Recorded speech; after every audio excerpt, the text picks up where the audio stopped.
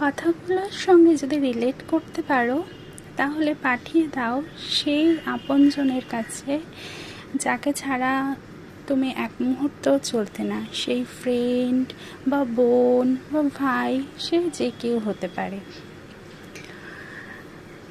জানো তো, আজ ঘরটা বড় ফাঁকা। জানলার বাইরে ঝরে পড়া বৃষ্টি দেখছি।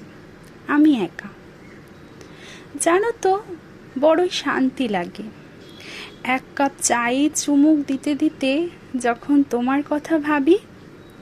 তোমার সাথে কাটানো আমার দিনগুলো ছিল খুব দামি। আমি জানি ঠিক একইভাবে তুমিও আমাকে মনে করছো, কিন্তু ভাগ্য খুব কঠিন। জানো তো, আমাদের কাছ থেকে ঠিক সেই জিনিসটা ছিনিয়ে নেয় যেটি ছাড়া আমরা বড়ই অসহায়। কি ঠিক তো? ভাগ্য সেই জিনিসটাই আমাদের কাছ থেকে ছিনিয়ে নেয় যেটি আমাদের কাছে খুব দামি। আমরা যে জিনিস যে একজন ব্যক্তি বা কোনো একটা জিনিসও হতে পারে যেগুলি ছাড়া আমাদের জীবনটা খুবই ফাঁকা লাগে।